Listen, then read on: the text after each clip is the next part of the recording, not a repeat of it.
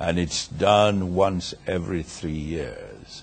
And the most significant thing is that when I was small, those who celebrated attainment of 80 years numbered probably 8, 10, 15. But this year, we have over 200 people going to celebrate turning 80.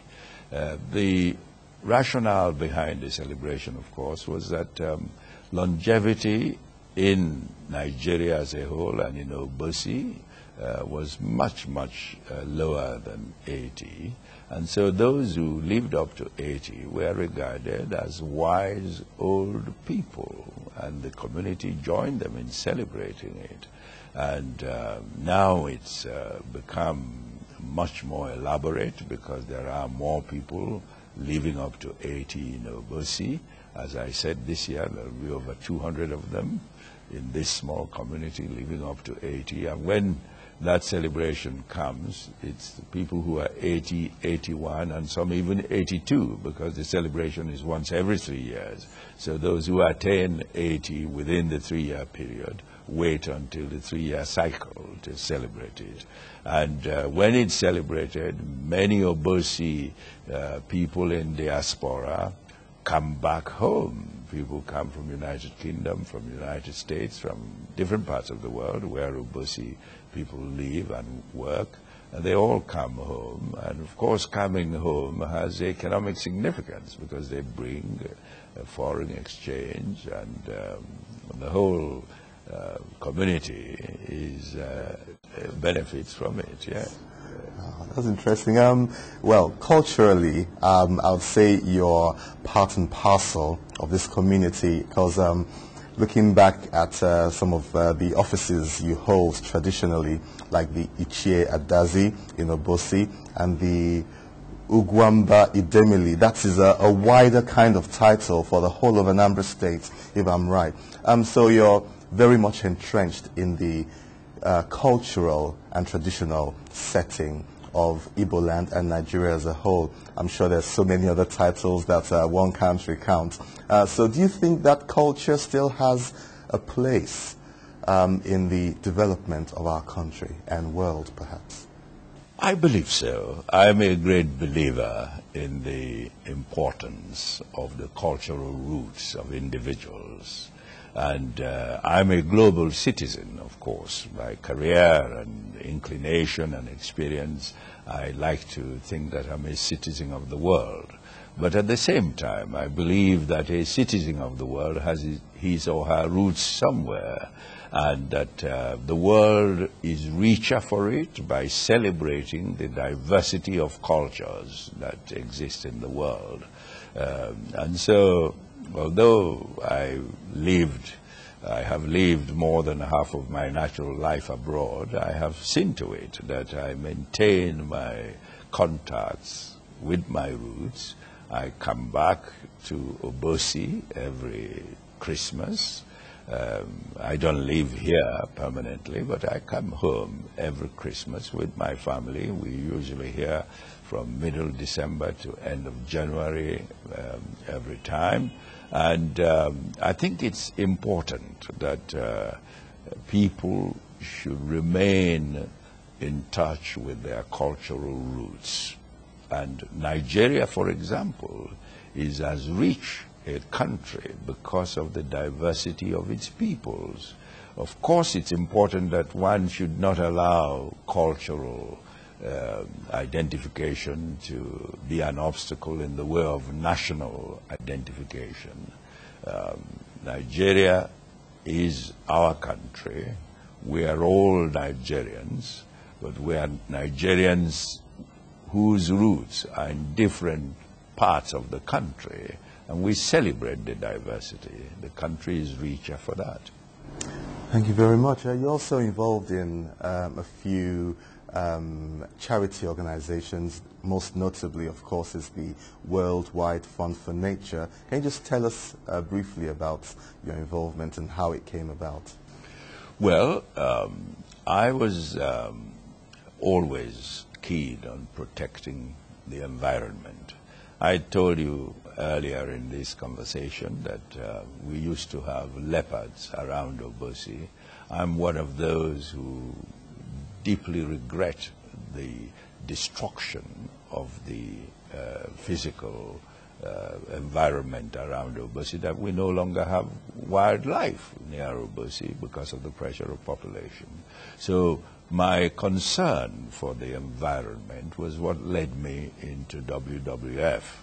And so when I was greatly honored to succeed in the position that His Royal Highness Prince Philip, Duke of Edinburgh, had held, he was international president of WWF for over 16 years. And I was asked in 2001 to take on that responsibility. I was greatly honored. WWF is the premier global conservation organization. Its headquarters is in Switzerland, but it operates in more than 100 countries around the world.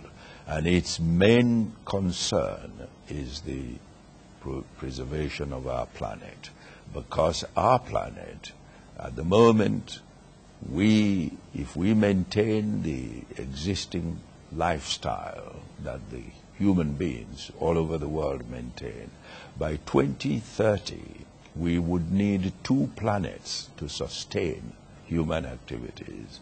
And so the importance of environmental and conservation organizations working with governments and the private sector and the civil societies to preserve and protect nature is greatly increased every time.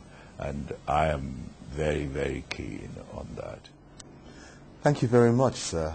We can't leave you, of course, without asking, in view of the Itobo Obosi Festival and its significance in reaching that landmark 80 years, what the secret of longevity is, in view of the fact that you are probably 3 or 4 years away from that yourself. What's the secret, sir, of longevity? And if I might cheekily add, the secret of a long, successful, fruitful marriage like you have, sir? Well, I think the secret of longevity lies first in lifestyle and eating habits. Obosi people have traditionally eaten natural, organic food, lots of vegetables, lots of fresh food, and that helps. These days of junk food and so on, those are not helpful to good health. And also, in terms of the environment, fresh air.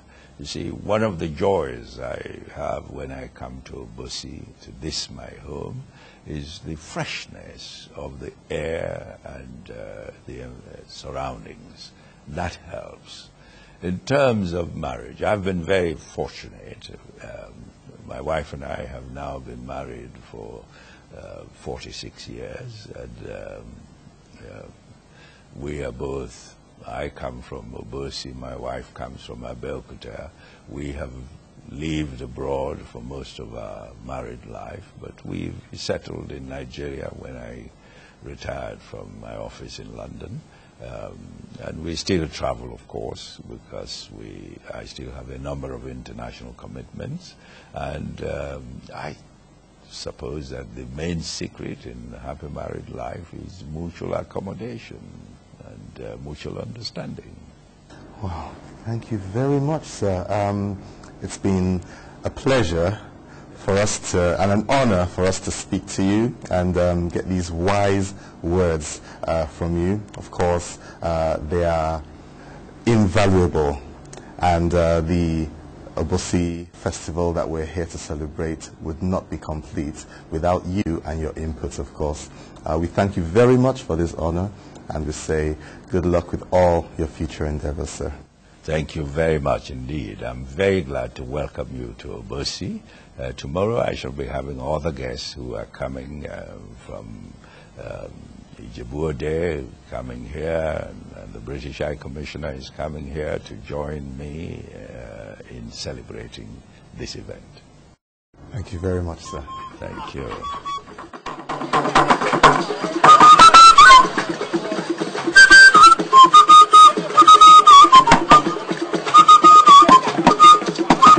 Although I was in